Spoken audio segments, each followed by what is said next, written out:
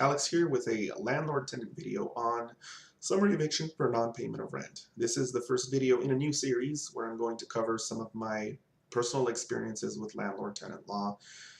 I personally have gone through this, what I consider to be an exploitative process 3 times myself, and I've helped other people through it as well.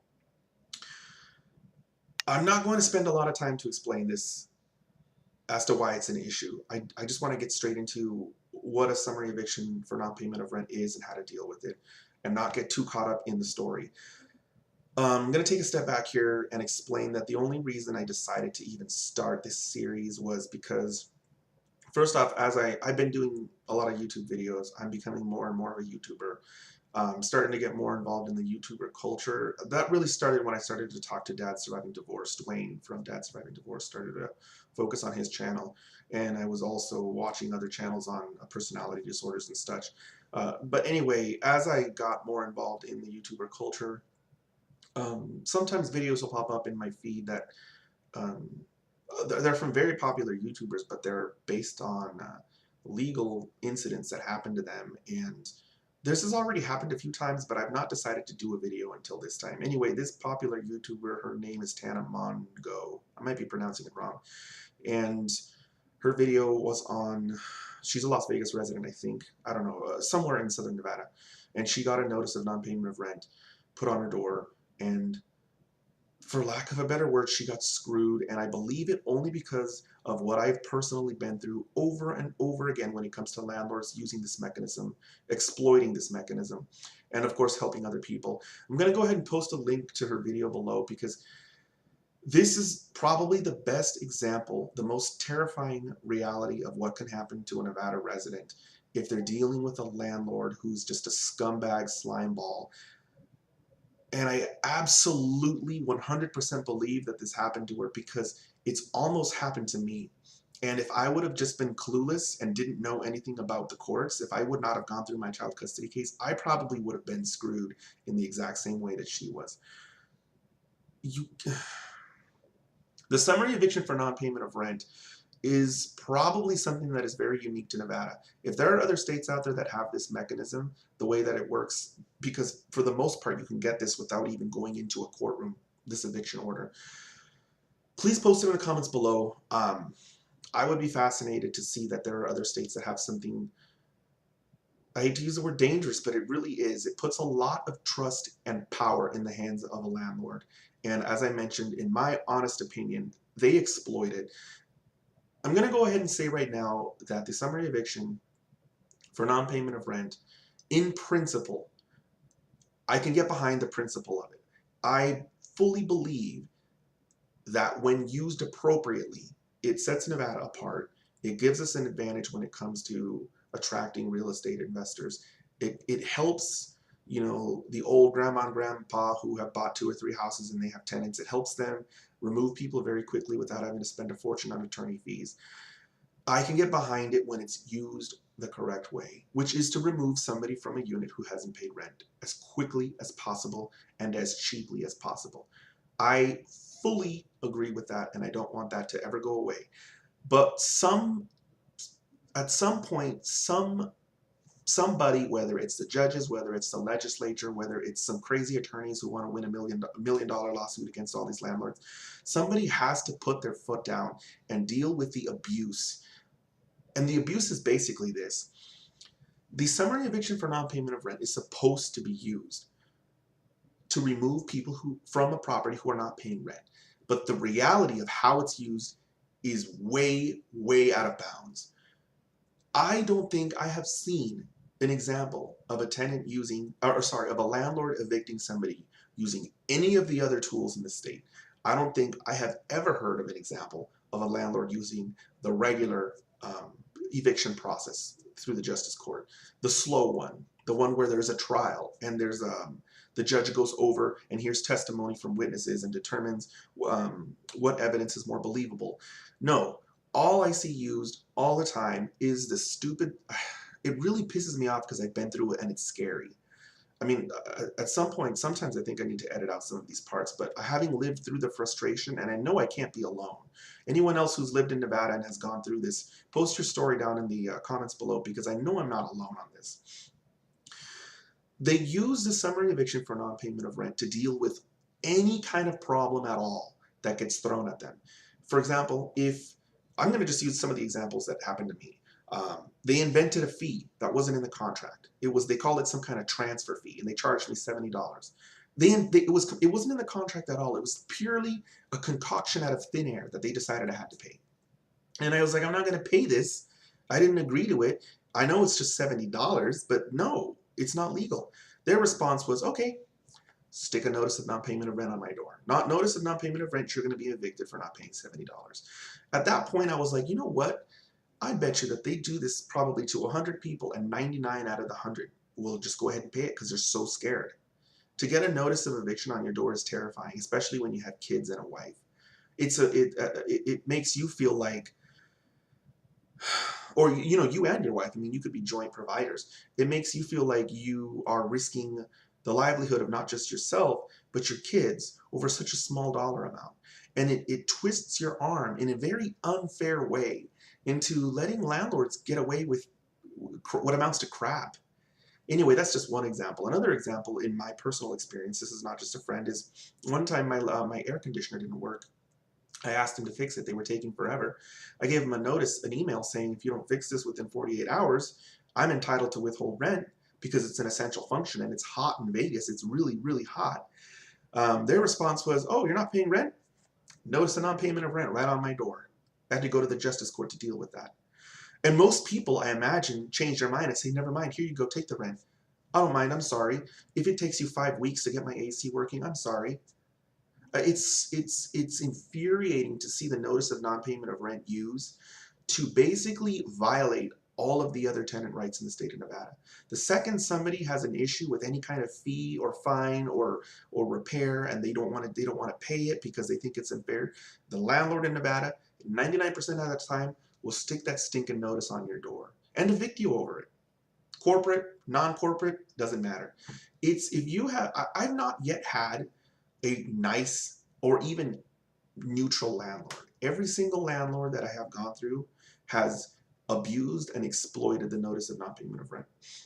So anyway, I kind of got off on a few tangents. I do think people who want to know just how bad it can get in this state if you are naive and unwilling to fight, I do think those people should watch the video from Tana Mongo, because it very accurately explains a very, very real situation that can happen to you in Nevada if you aren't careful. It's very emotional to go through.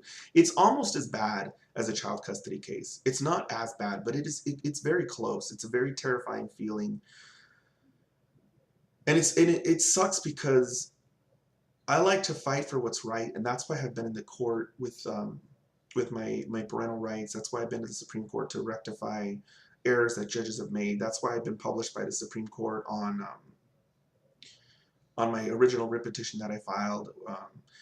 And to feel like if you're wrong, you're going to get evicted, the amount of pressure that it puts on you to just give up and play it safe is, you can't really describe it till you've been there.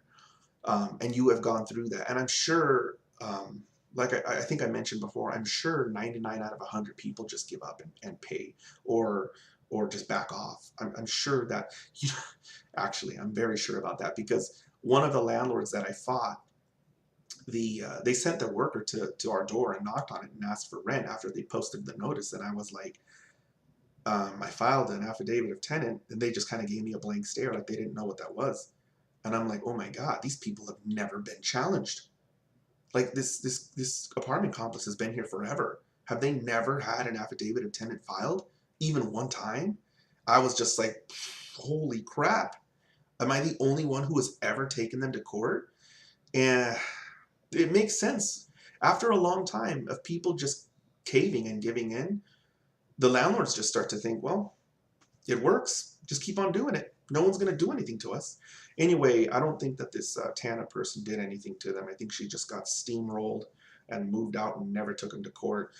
But anyway, I'm going to go ahead and explain how to do that now. So the summary eviction for non-payment of rent is an action specific to Nevada. I don't know if any other states have it. I have mentioned before, if you have a story from your state, if your state has a mechanism that's similar to Nevada's, please post in the comments below. But anyway, the way it works is like this.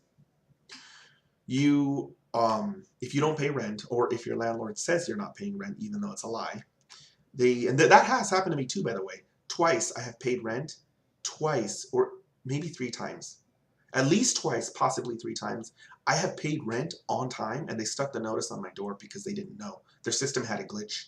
And I called them up, and I was like, I gave you my rent check. It's on time. And they were like, oh, yeah, you did. Is everything okay? No, you stuck a notice of non-payment of rent on my door. Am I going to get evicted for paying rent? You know, and when it happened the first time, I was like, oh, maybe it's just normal. But when it happened to the second time, to me the second time, I really got suspicious. And I posted a review. And I was calling the courthouse every day just to make sure they didn't file anything. That's one of the mistakes that Tana made. And that's probably what I think it's a glitch in the system. I don't think that it works the way that it should.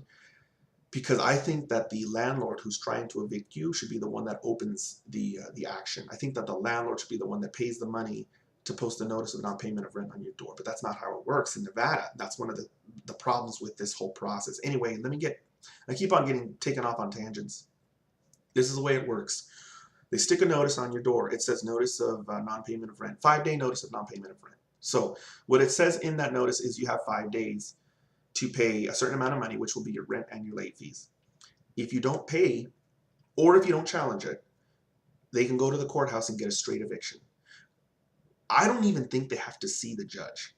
And it would be great if there's a landlord here who could actually post in the comments and explain or confirm my belief. I believe that they just go to the clerk and they just show them the notice that they put on your door, and they probably just fill out some affidavit swearing under penalty of perjury that you owed a certain amount, that you didn't pay it within 5 days. And I don't know if right then and there they get their eviction order or if they get it within like a day or something, but it's fast. It's fast. This whole process you could be evicted within 10 days. You could be forcibly removed from your home within 10 days at the soonest. Probably that's probably realistic, or maybe more, closer to 15 or 20 days, because there may be some delay in getting a sheriff's deputy or a constable to your house. But anyway, if you don't pay and they end up going to the courthouse, I don't even think they see a judge. I'm pretty sure that they just fill out an affidavit and they'll get an order. Once they get that order, they stick a unlawful detainer notice on your door. Basically, it says you've been evicted and you're just in the property illegally now, and you better get out within a certain amount of time, or the sheriff or a sheriff's deputy or a constable will remove you forcibly. At that point, there is one more order that they have to get. I think it's a lockout order. Again, if there's a landlord watching, I only know in detail from my side, the tenant side. I've never done this as a landlord, so I'm kind of making educated guesses here as to how it goes, but I do believe they have to get one more order. It's the lockout order, and I still don't think they see a judge. I really don't. It's pretty scary. Anyway, they get their lockout order and they provide that to the constable or the sheriff, and they will send a deputy to your home to remove you forcibly. And they usually will show up with a landlord and a locksmith, so that the locksmith can change the locks and make sure that you can't get right back into the unit once the cops leave. That's what happens if the process goes smoothly and you don't oppose it and you don't pay rent.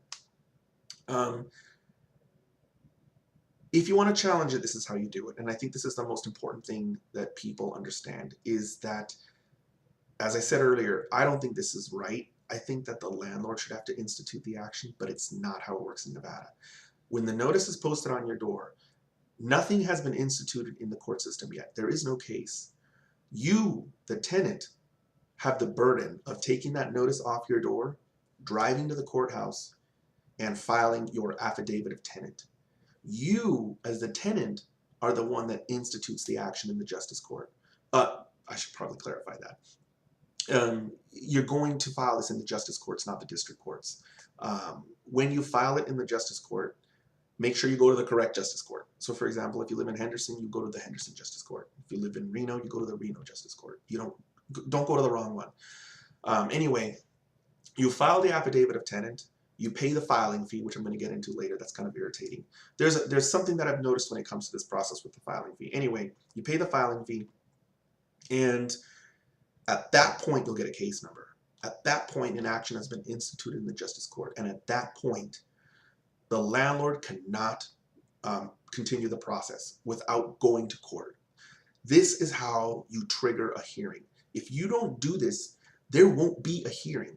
One of the reasons that a lot of tenants get screwed over is because the landlords will lie to them, and they'll say something like, well, don't worry, we're not going to go to the judge on this. We trust you. You're a good person. We're just trying to make sure that you know. Anyway, it's a deceitful tactic, because a lot of people watch shows like Judge Judy or the People's Court, and they know that before bad things happen, they're supposed to go to court. They're supposed to get a court date. Well, not for summary evictions.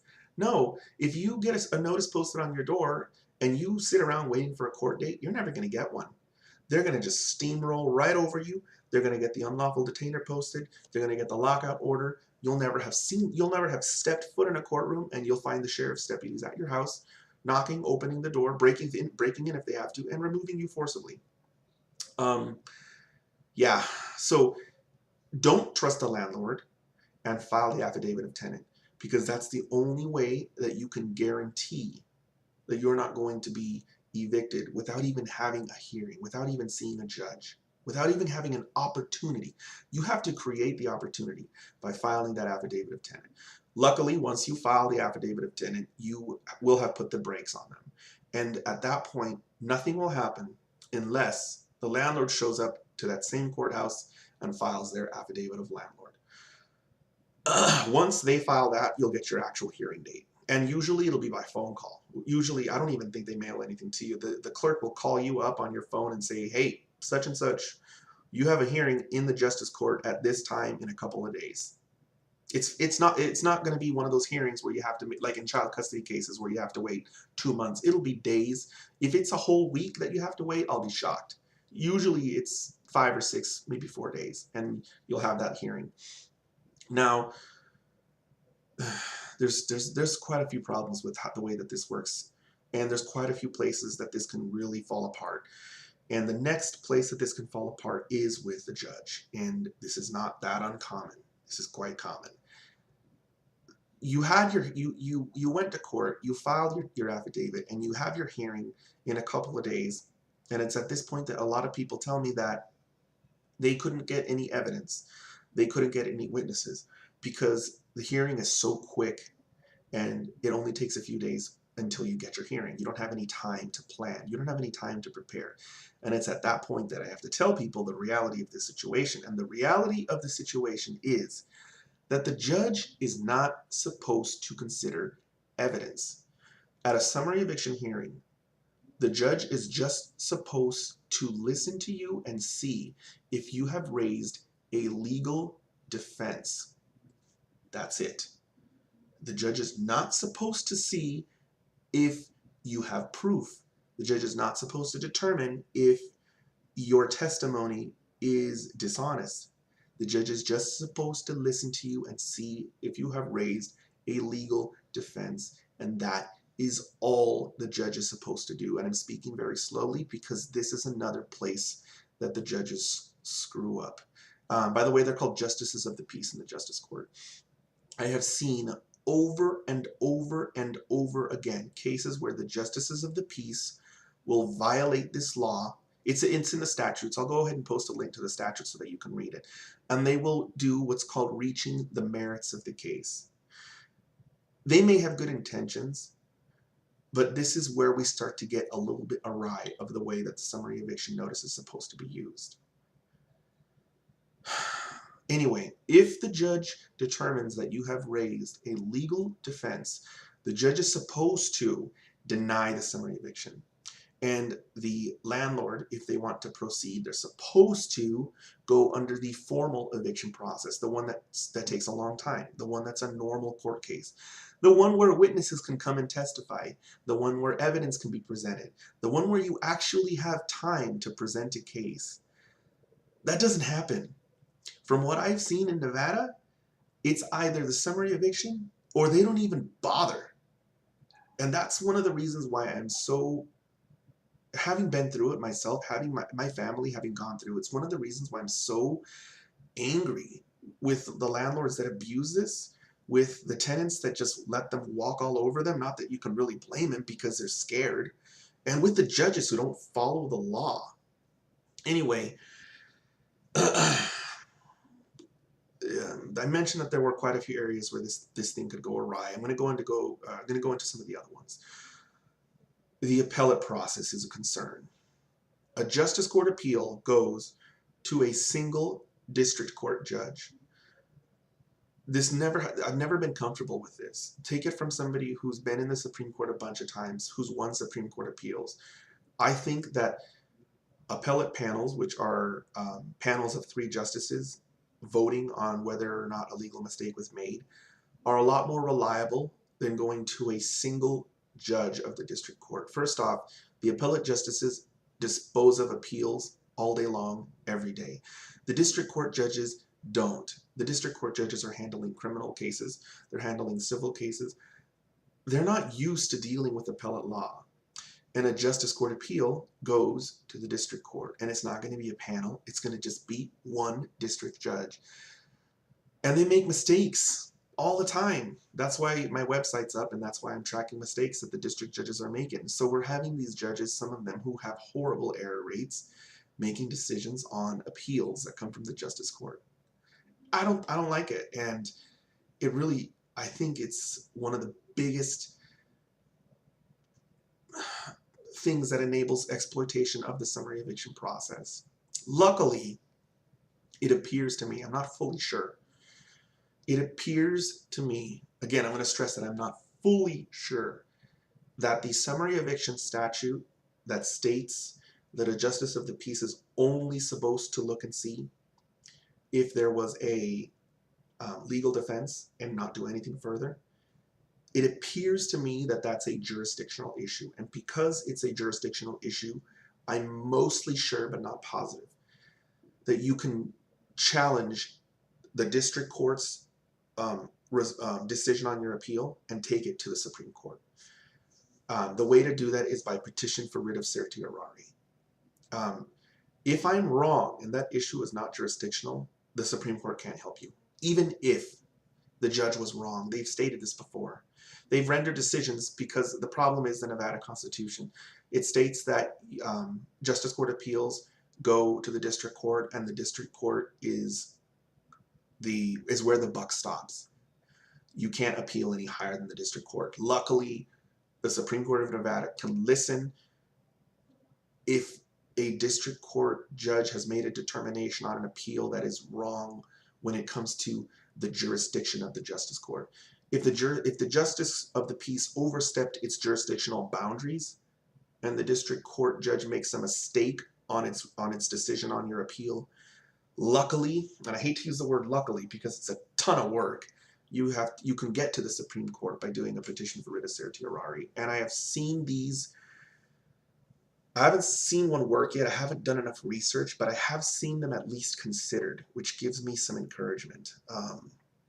But here I am telling this to people who are watching my channel who are not lawyers, who don't know for sure if they're doing the right thing. And I basically described to all of you guys that if something goes wrong with your landlord, you may have to do some insane crap to get all the way up to the Supreme Court of Nevada on this issue.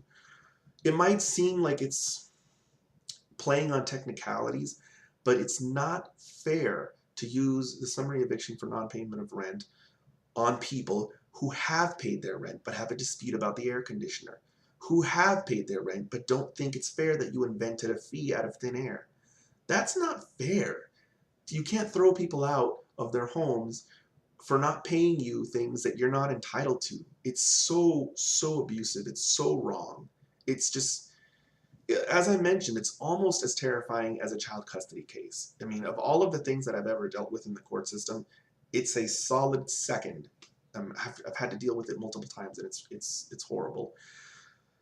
So at this point, I've explained the limitations on how the summary eviction works, but I've also explained how possible it is for a landlord to trick you, for the justice of the peace to screw up and overstep his jurisdictional boundaries, for the district court judge to screw up and make an erroneous decision on your appeal, and for you as a tenant to have to go so incredibly far to have your rights, I mean, preserved in Nevada. It's just because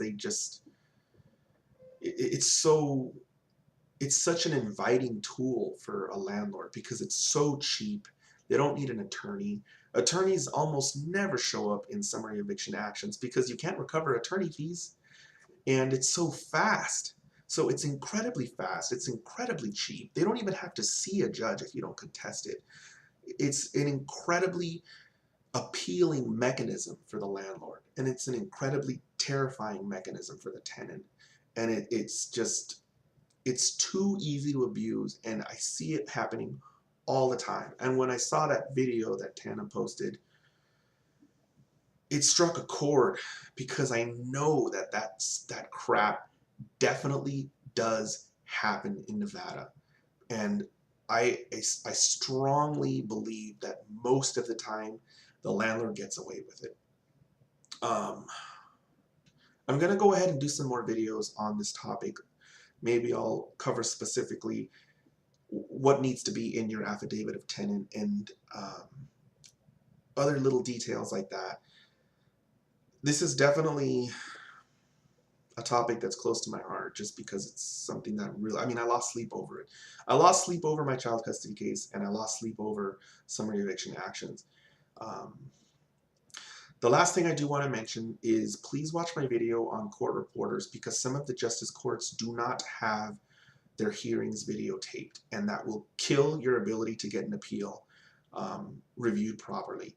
I may bring that up again in one of my subsequent videos, but before I end this video, I want people to please check and see if you're going to go ahead and fight one of these in your justice court, make sure that that hearing is recorded, because some of the justice courts don't record those hearings, and if not, you need to get a court reporter in that courtroom. So watch that video on court reporters because it is very relevant here. And I have a story about that too, but you know what? I mentioned that story in the court reporters video, so I'm not going to go ahead and reiterate it now. So at this point, I'm going to go ahead and end this video. I'm really hoping to get some feedback in the comments below on this topic, but I'm not sure if a lot of people are going to see it because it's going to go ahead and fall under another category that I haven't really mentioned before. So with that, I will go ahead and end this video, and I will see you guys next time.